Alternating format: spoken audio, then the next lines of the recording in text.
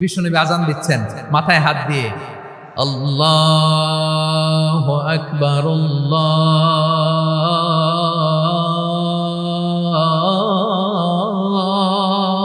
আকবার আল্লাহু আকবার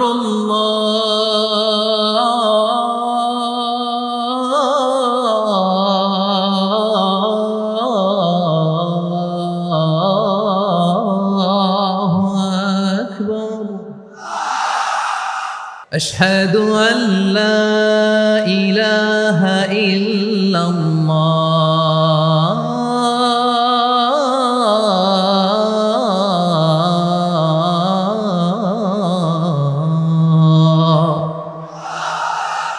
আবু মাহজুরা তৃতীয় বাক্য পড়লেন। বিশ্বনবী একটা বাক্য পরে আবু মাহজুরা পড়ে, বিশ্বনবী পরে আবু মাহজুরা পড়ে। আবু মাহজুরা কিন্তু অমুসলিম, মুশরিক। আবু মাহজুরা বলে, এক একটা বাক্য পড়ি আমার কলিজাটা গলে ঠান্ডা হয়ে যায়। এতদিন মোহাম্মদকে গালি দিতাম, এখন মোহাম্মদ আমার মাথায় যখন হাত রাখছে আমার সারা শরীর ঠান্ডা হয়ে গেছে। বিশ্বনবী আজান শিখাচ্ছেন, একটা একটা বাক্য পড়ে আবু মাহজুরাও পড়ে, বিশ্বনবী পড়ে আবু মাহজুরাও পড়ে। পুরো বাক্যগুলো যখন শেষ, আজান শেষ, আবু মাহজুরাও যখন পুরো আজান পড়লেন, আবু মাহজুরা বললেন, এতদিন মোহাম্মদের চেহারা দেখলে আমার ঘৃণা লাগতো, আজ থেকে মোহাম্মদের চেহারার চেয়ে প্রিয় চেহারা আমার কাছে নাই।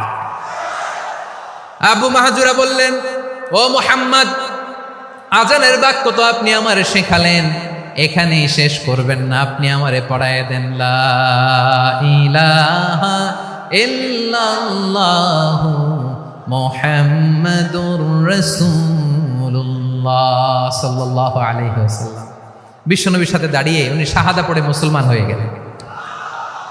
এবার আবু মাহজুরা বলে, ইয়া রাসূলুল্লাহ, ইয়া হাবিবাল্লাহ, আমি মুমিন হয়েছি, মুসলমান হয়েছি, আপনার কাছ থেকে আজান শিখার সৌভাগ্য আমি লাভ করেছি। নবী আমার কণ্ঠের বড় তারিফ করেছেন, আপনি আমার আজানকে আপনি পছন্দ করেছেন। একটা জিনিস আপনার কাছে চাই, আপনি আমাকে মক্কার মসজিদুল হারামের মুয়াজ্জিন হিসেবে অ্যাপয়েন্ট করে দে। বিষ্ণু ইসা ইসলাম বললেন, যাও আবু মাহজুরা, আমি তোমাকে পৃথিবীর শ্রেষ্ঠতম মসজিদ মক্কার মসজিদুল হারামের মুয়াজ্জিন হিসেবে অ্যাপয়েন্ট করে দিলাম। দেখছেন কিভাবে ট্যালেন্ট হান্টিং করতে হয়, কিভাবে হিউম্যান রিসোর্স মানব সম্পদকে ব্যবহার করতে হয়। আসছিল আজানকে ভেঙ্গাইতে, আসছিল কেন? আজানকে ব্যঙ্গ করার জন্য, বিকৃত করার জন্য। আজানকে বিকৃত করতে যে ইসলামের সবচেয়ে শ্রেষ্ঠ মসজিদের মুয়াজ্জিন হয়ে গেল। পড়েন সুবহানাল্লাহ। হযরত আবু মাহজুরা রাদিয়াল্লাহু তাআলা আনহু ওনার এই সুললিত কণ্ঠ ব্যবহার করে মসজিদুল হারামে এত সুন্দর করে আল্লাহু আকবার বলে আজান দিতেন।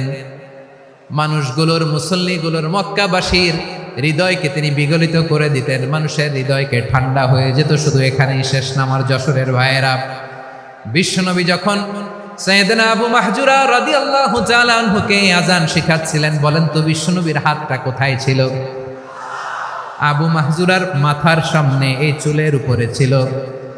আবু মাহজুরা ওই স্মৃতিটাকে ধারণ করবার জন্য, ওই স্মৃতিকে বহন করার জন্য বিশ্বনবীর মোবারক হাত আবু মাহজুরার কপালের চুলের যেই জায়গায় লেগেছে, মৃত্যুর আগের দিন পর্যন্ত আবু মাহজুরা মাথার ওই চুলে কোনোদিন ছুরি আর কামার লাগায় নাই,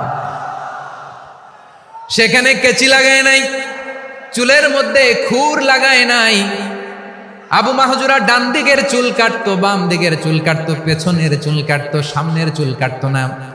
আবু মাহজুরা রাদিয়াল্লাহু তাআলা আনহুর সামনের চুলগুলো বড় হতে হতে যখন এত বড় হয়ে যায়, তিনি চুলগুলো পেঁচিয়ে মাথার মধ্যে রাখতেন, তারপরে তিনি পাগড়ি পরতেন। সবাই জিজ্ঞেস করতো, আবু মাহজুরা, এটা আবার কেমন স্টাইল?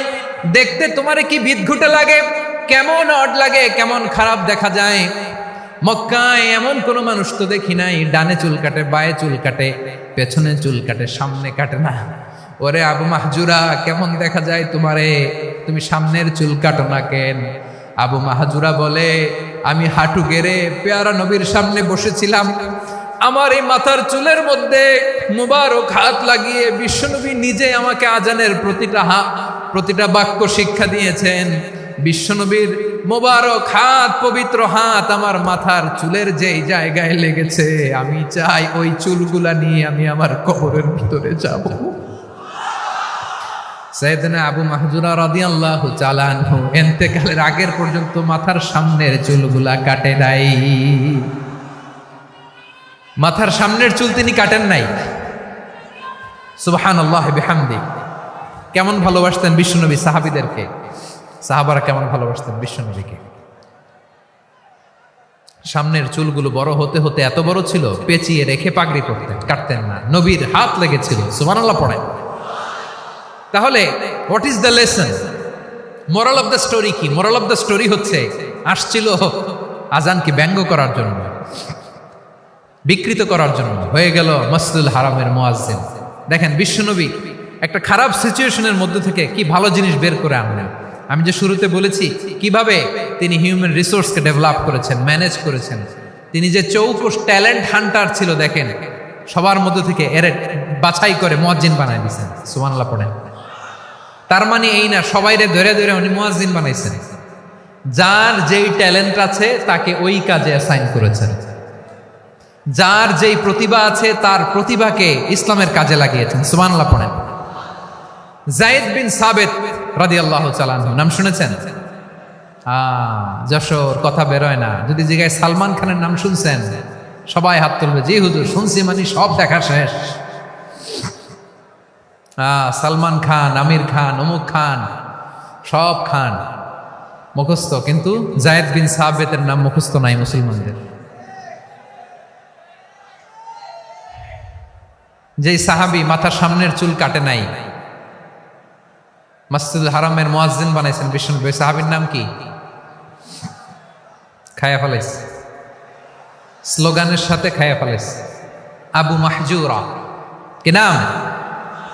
আবু মাহজুরা আল জুমাহি রাদিয়াল্লাহু তাআলা আনহু। এই নামটা আজকে নিয়ে যাইতে হবে যশোর।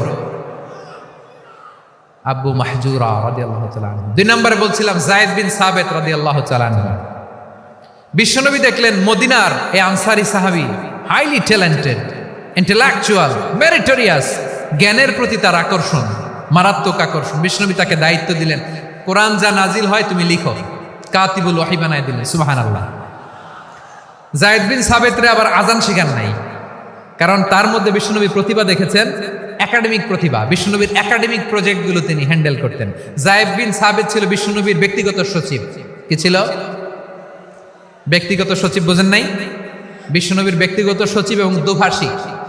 ইহুদিরা কিছু লিখে দিলে এটার অর্থ বিশ্বনবীরে বুঝায় দিতেন, আবার ইহুদিদের কাছে কিছু লিখতে হলে তিনি লিখে দিতেন। বিশ্বনবী একদিন বললেন, ইন্নী ওয়াল্লাহি মা আমানু ইয়াহুদা আলা কিতাব। ইহুদিরা যে চিঠি পাঠায় অর্থ তো বুঝি না, আরেক ইহুদি আইনে অর্থ করা লাগে। আবার ইহুদিদের কাছে কিছু লিখে পাঠাইতে চাইলে আমরা তো লিখতে পারি না, ইহুদিরে দিয়ে লেখা লাগে। ওরা যে পয়রা শোনায় লিখে দেয়, আমি ওদের বিশ্বাস করি না। আমার নিজের একজন লোক দরকার। বিশ্বনবী এই যায়েদ বিন সাবিতকে চুজ করলেন ল্যাঙ্গুয়েজের জন্য।